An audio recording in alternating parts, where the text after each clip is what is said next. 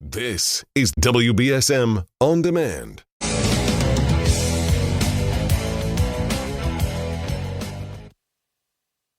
Good morning. Good morning. Well, we are now joined in studio with Maureen Boyle. Good morning, Maureen. How are you, my friend? I'm doing very, very well. People probably know you from your books, writing in the Standard Times. You are a great crime reporter.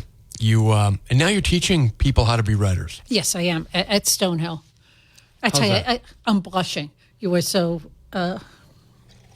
complimentary. Well, your work product is second to none. The story of the serial killer still on the loose in this area, but I believe somebody knows something. I'm convinced too. Right. I am 100% convinced that someone knows something, and I wouldn't be surprised if it's a family member who knows something. Right. And for whatever reason they're not coming forward. It could be because they don't want the spotlight on them. Right. They don't want their family to be embarrassed. That sort of sins of the father type of thing. But I do believe that someone knows, and it can very likely be a relative of the person. Maureen is the author of Shallow Graves. Shallow Graves is a fantastic book. If you haven't read it yet, get it and then get a copy for a friend, because you're going to want to read it and then you're going to want to talk about it. The book is full of local names, people you know. Maureen wrote the very first story on the first missing girls, which then turned out to be a serial killer. Maureen was at the Standard Times. Tell us about that, Maureen. The very first story. How'd you find out about it? Well, I found out about the case, ironically, during that period of time, I was general assignment, even though I was always a crime reporter from like 99% of the time that I was at the Standard Time. But during that period of time, I was general assignment / politics, which was, I find politics extremely boring. Well, but not as interesting as murders and crime, right? Exactly.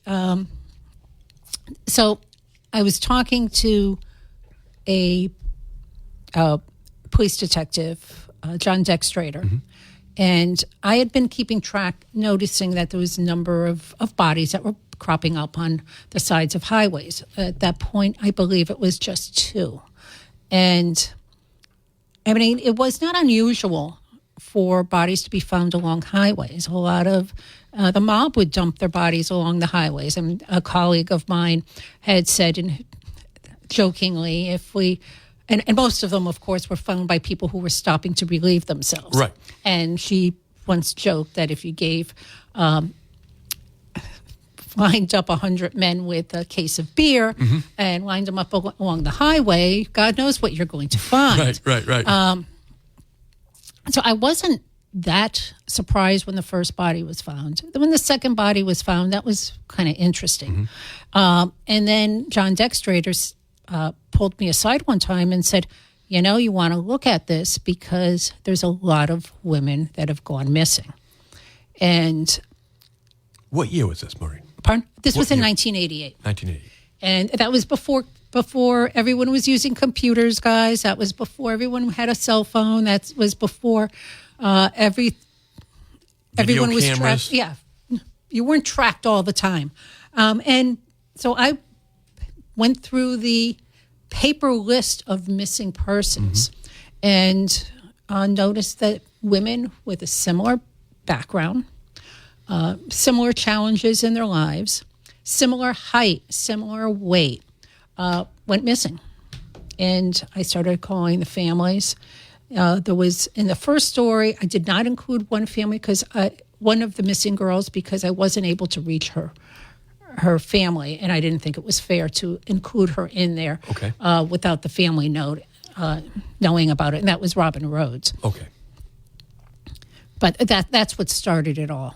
And how soon do you, if you recall, when you put this back together in your head, how soon did you realize there was a serial killer? In other words, how did the bodies start turning up? Were they all of a sudden, one after the other? How did it go? Yeah, the bodies, this snuck up on people.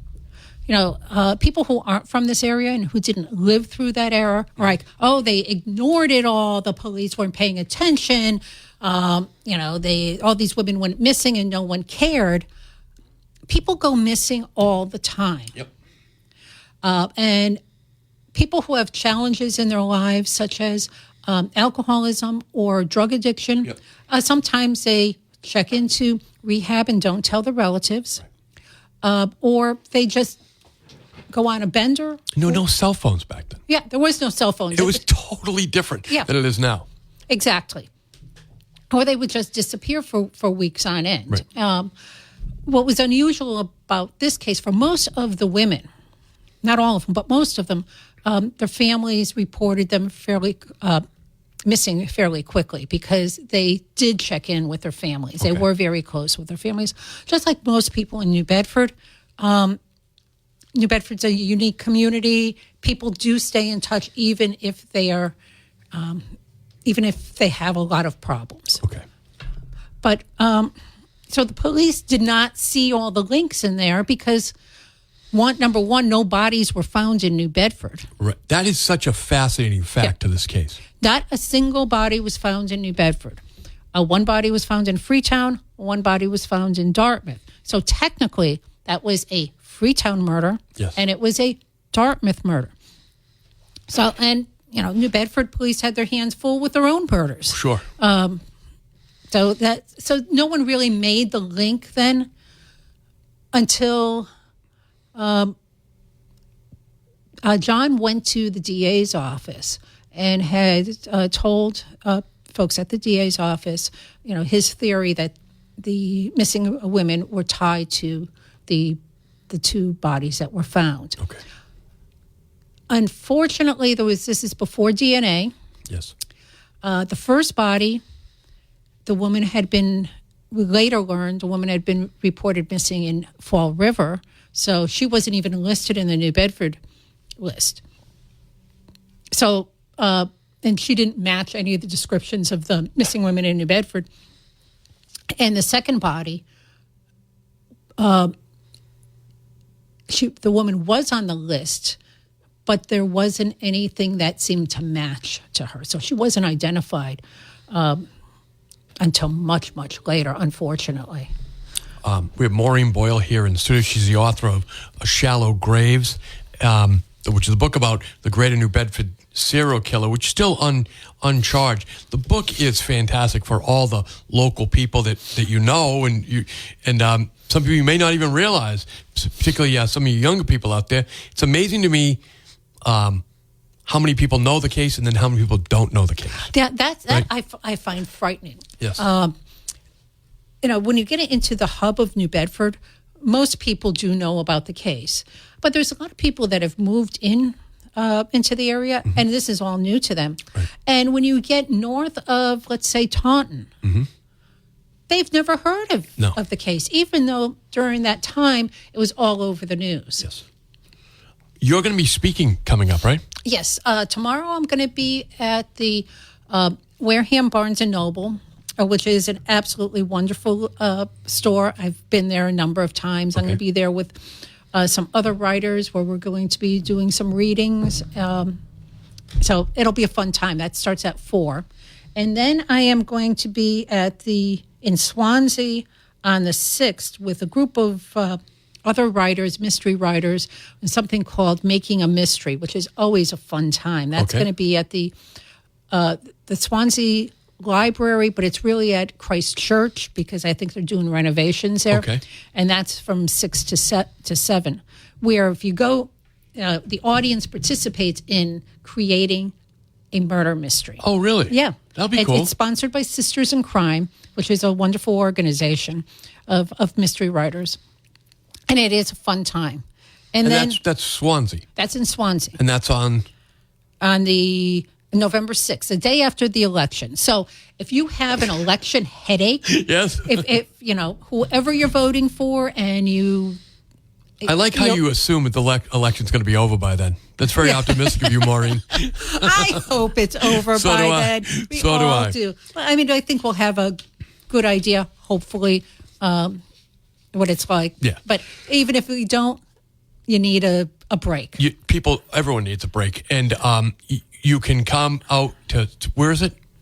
That is at the Christ Church in Swansea? Yep. And then I'm going to be in Acushnet on the 13th. Acushnet? Yeah, at the Acushnet Library on the 13th.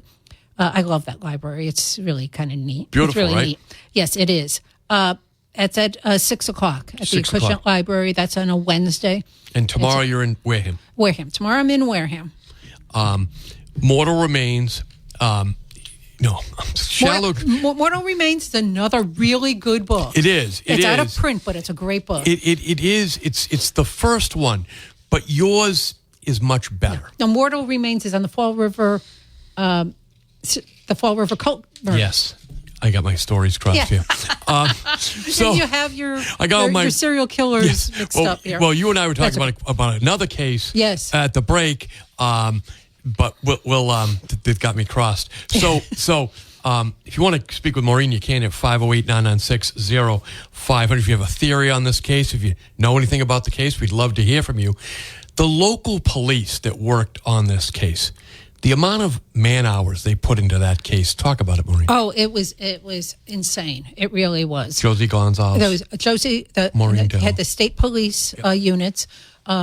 Josie Gonzalez and Marianne Dill were the primaries, but there were a number of other state police investigators in the unit that were also working the case. Basically, it was the entire unit that was. Bob St. Jean. Bob St. Jean was trying to coordinate things between the state police and all of the local departments. Yep. The task force, even though they didn't officially call it a task force, I think that was partly because they didn't want to panic people. Right. They had Dartmouth detectives, Freetown detectives. Alan Alves. Pardon? Alan Alves. Richie Ferreira. Yep.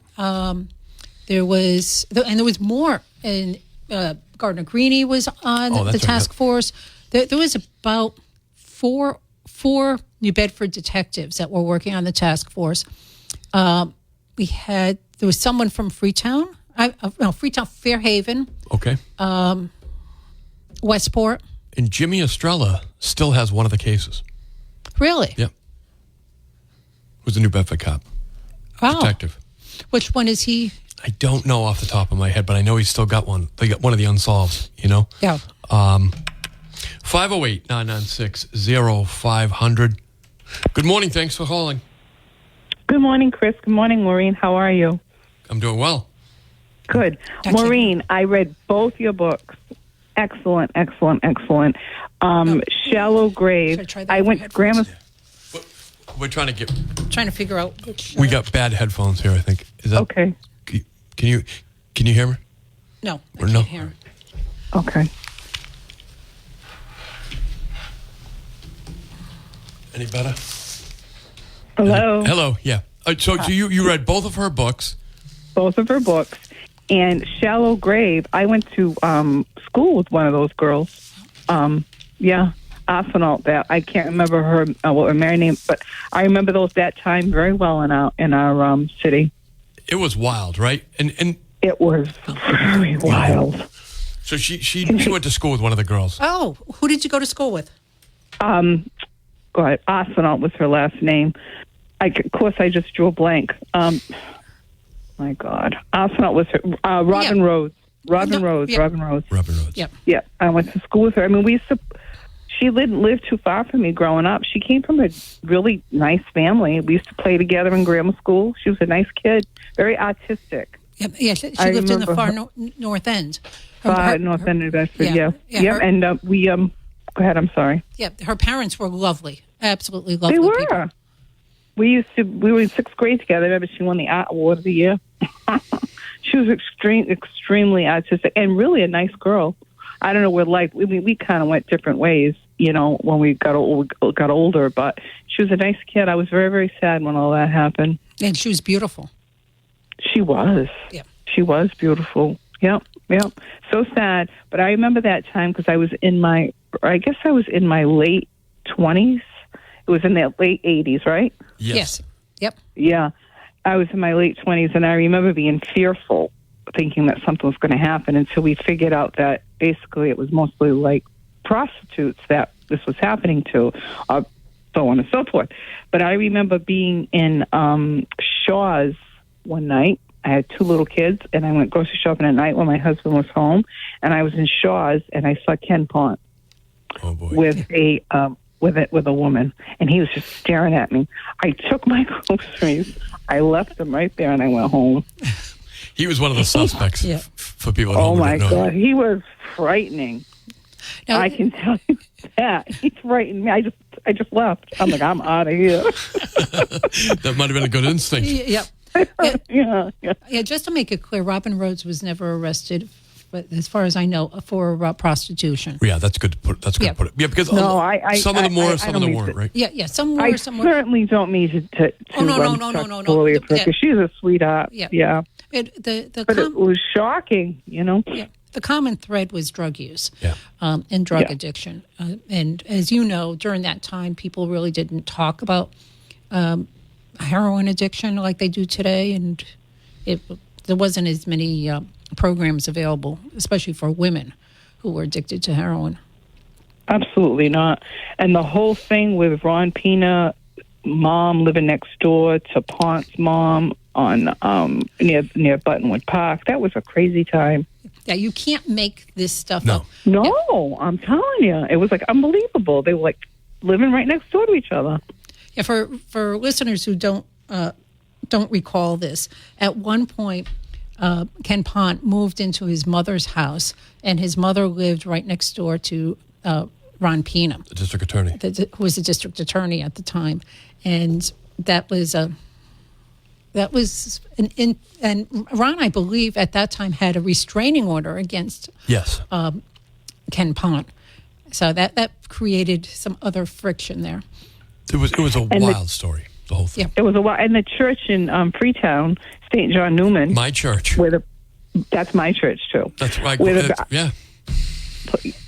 they that was a whole big thing with Father Harrington. Do you remember that, Chris? Yes, I do. Yes, I do. Because I lived right up the street from there in Robinson Estates, and my parents were really upset with him. They loved him, but they were really upset with him for Tony. Everybody was upset with him. I worked for the diocese for 29 years, so I kind of know the lot of the priests. But yeah, everybody was upset with him when he took that kid in. Yeah. For thanks for the call. Thank you. For other listeners who may not know the background of what we're talking about. Yeah. Another one of the suspects was a young man named Anthony DeGrazia, and he was under arrest for a series of attacks on prostitutes that were frequent the Weld Square area. And the allegation was that he would pick them up, take them to a secluded area, and grab them by the throat and start choking them out. While he was out on bail, he was living in the rectory and in Freetown. And that became a whole bit of a controversy because police wound up going there to arrest him on another charge. And he bolted out the... It all plays out in your book. Yes, it does. Folks, pick up Shallow Graves. You'll be signing the books, right? Yes, most definitely. Tomorrow night? Yeah, at 4 o'clock. Starting at 4. We'll be there from 4 to 6. We'll be reading stuff and having a grand old time. At the Barnes & Nobles in Wareham. In Wareham, yeah. Folks, stick around. We have Maureen Boyle here in studio. If you want to jump in on the conversation, we'd love to hear from you. If you know anything about the New Bedford Highway serial killers, do you have any memories of that time? Did you know any of the victims? Do you know who the killer is? Someone knows. Someone definitely knows, and I think that someone is local. That's why we always try to keep the story alive. We'll be right back. It's nice today, but soon the winter is going to be with us, so it's really time to get your car winterized for this coming winter. So call Mac Auto Sales and Repair, 508-565-6221. They're open weekdays, 9 to 5. If you have a foreign car that needs servicing, perfect. Mac Auto Sales specializes in foreign car repair and servicing. Ask about their aftermarket accessories and their quality used cars that they have for sale. Mac Auto Sales. Tell them Chris McCarthy sent you. 508-996-04. Thank you for holding. Rich, thanks for taking my call. Welcome, Maureen. Thank you for talking about this. So, can you tell me what the other book? It says Shallow Graves. What's the other book that you have? What is it called? The Ghost. The Ghost. And I'm sorry? The Ghost. The Goat? The Ghost. The Ghost. Oh, Ghost. I'm sorry. Ghost. I thought that's what you said. Okay, The Ghost. And the great. third one is Child Last Seen. That's right. Child Last Seen is about a Pennsylvania. The Ghost is a great book. You'd love it. It is based about a guy who killed a cop in Pennsylvania and then hid out in his house in New Bedford and then ultimately in Dartmouth.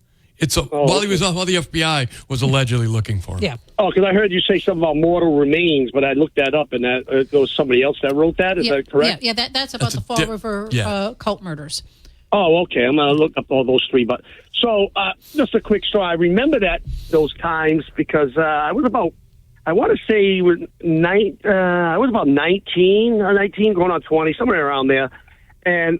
Correct me if I'm wrong, because I remember working down for a landscaper down the Cape, and on our way back, we were all in a big van. It was probably like 10 of us or so. And where you come off, how you come off of 25 from the Cape, and then you get onto 195 to go west. I could be wrong, but can you correct me on this? If there was spotlights on that area, somewhere on the westbound side of 195, as soon as you got on there, maybe around Marion or Wareham area, was there a body that was found there? Yes, in Marion.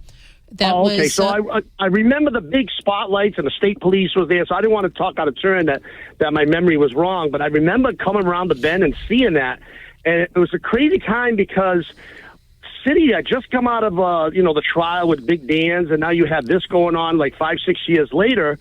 And my father was a barber, and obviously, the barber shop, hairdresser, whatever. You speak to a lot of people, and fortunately, my father had a customer that had one of those relative that was one of the victims. So I remember those times my father talking about it, and so that's why I wanted to share, because I was just brought back memories of that, and it was just a crazy time to think about.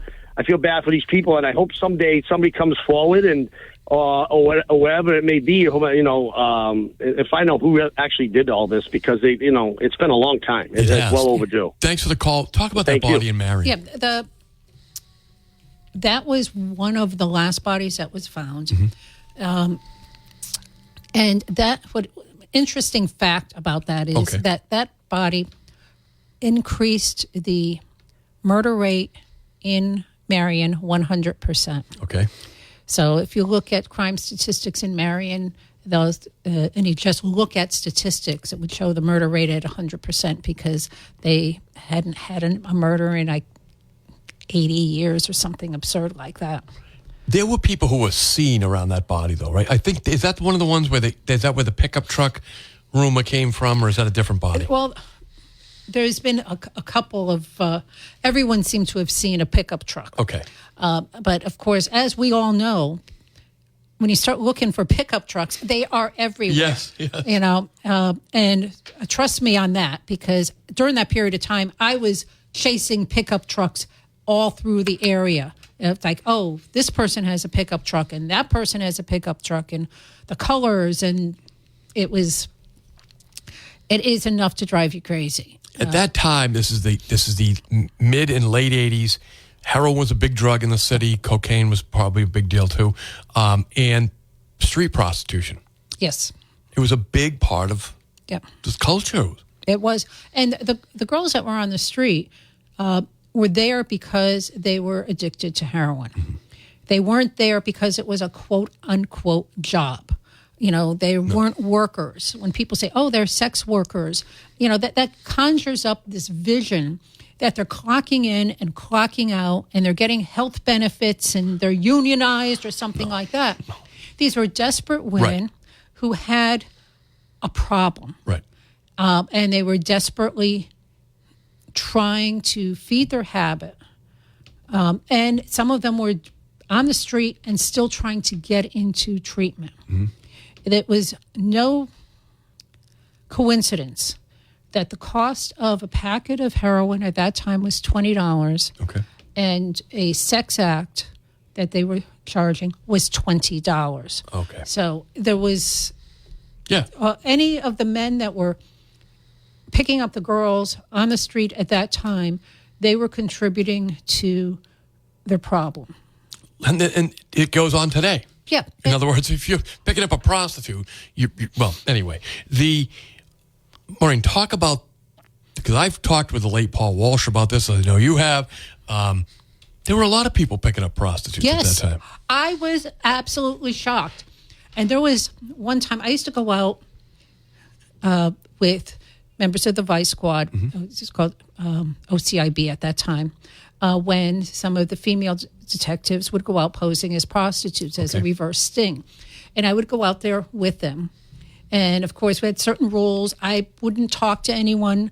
I didn't get too close to them, so I didn't hear their much of the conversations because I didn't want to be called as a witness in this. I did hear some bits of conversations for stories.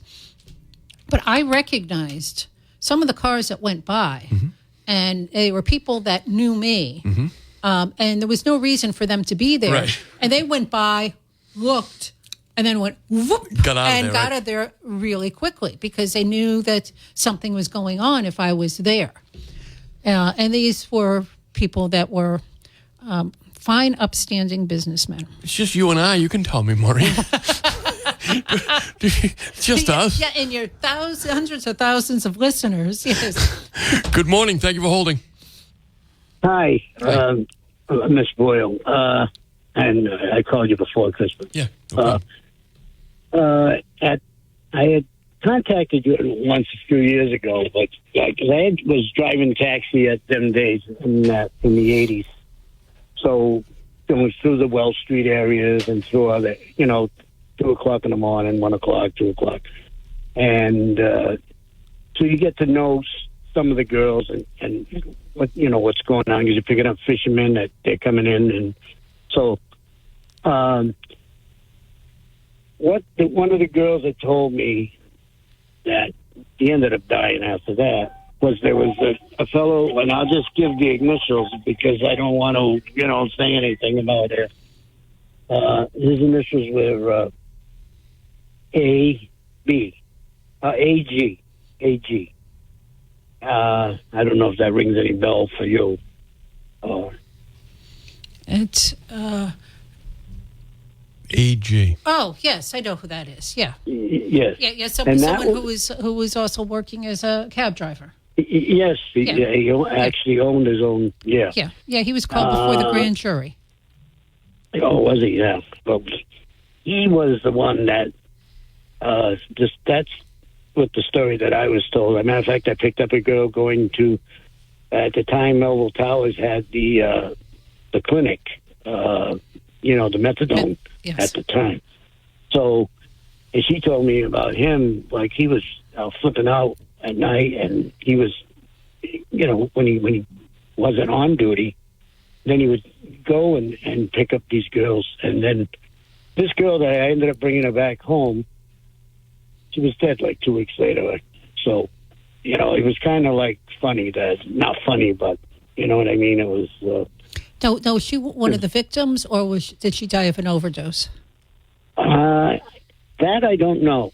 Because I read it in the paper, and on the streets you hear different things and stuff like that. Because, like I said, I was out there 2 o'clock in the morning, and stuff like that. So, and this guy was, he was the guy that she directly said, So. Yeah, he was well known to investigators. He was called before the grand jury.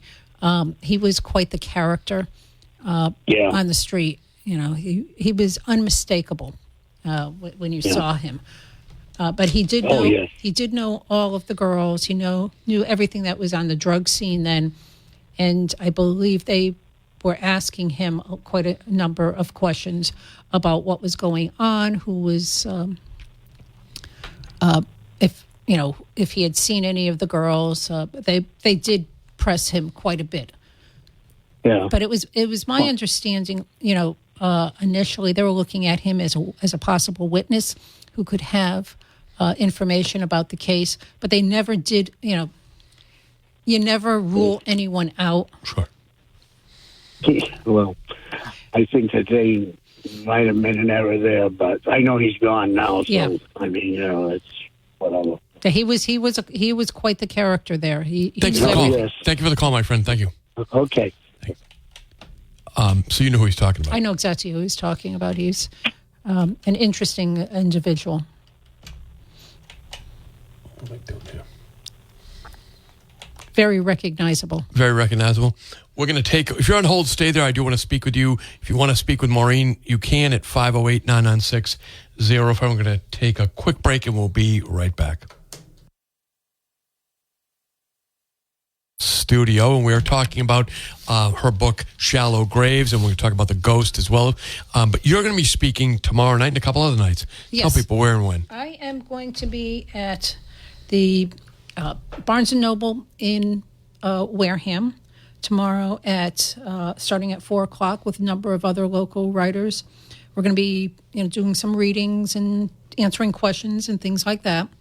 And I am going to be, that'll be tomorrow, 4 to 6. And then I will be in Swansea, November 6th, for really a fun night. That is the day after election night. Election, yep. So this will be it's called Mystery Making, Okay, Making that'll a be Mystery. fun. It's sponsored by Sisters in Crime and the Swansea Library. That'll be at the Christ Church, and that starts at 6. That's November 6th after the election. And then I will be in Acushnet, a little bit closer to home, on November 13th at the Acushnet Library at 6 o'clock. And these are all open events to the All public. open. It's all open. It's all free. It's. Do you have a website?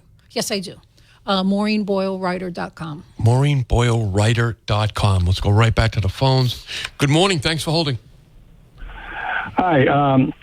I got a little story that goes back when you guys were talking earlier about Ken Pont living next door to Ron Pina. Yes. Well, I sold the house to Ken Pont, and it wasn't Ken Pont who actually bought the house. It was his mother. Yes. And as his mother's last name was Villa, I believe, it wasn't Pont.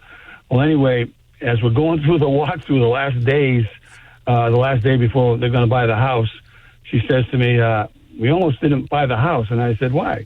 Well, your neighbor's next door. I said, my neighbors? And he said, yeah, Ron Pina, Sheila Martinez. I said, oh, no. I've never had any issues with them. They're very respectful, the whole bit. She says, no, you don't understand. My son's Ken Pont. I go, oh, my God. So we went, when it ended, I said to my wife, they're not going to buy this. And I said, hopefully they do. Well, and anyway, they bought it. Well, within a few days of them living there, they put up a sign that had to be 20 feet long and 4 or 5 feet long, Paul Walsh. Unbelievable, right next door. It was the hugest sign you ever want to see next door to them. And I went, oh, my God. So it was kind of strange. He didn't buy the house, but he ended up living there because his mother owned it. Yeah, I think it was his sister who bought it. Yeah. Sister bought it.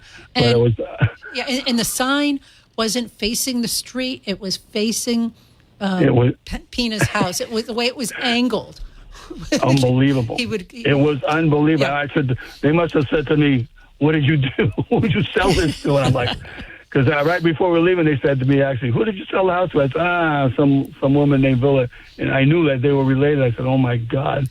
Within days, this sign was put up. It was huge. Yeah, it took up the entire front lawn. It did. It did. So, yeah, I just wanted to throw that in there because I thought it was kind of. Oh, that's a great story. Thank you for the call, my friend. Don't be a stranger. That's a great story. And I hope he cashed the check, the house check right away. I'm sure he did. 508-996-05. Good morning. Thanks for holding. Yes. Good morning, everybody. Hello. I had a couple of questions, Chris, for your guest. One of them is, I'm trying to remember back that far. Were they sexually molested, and what was the cause of death of these individuals?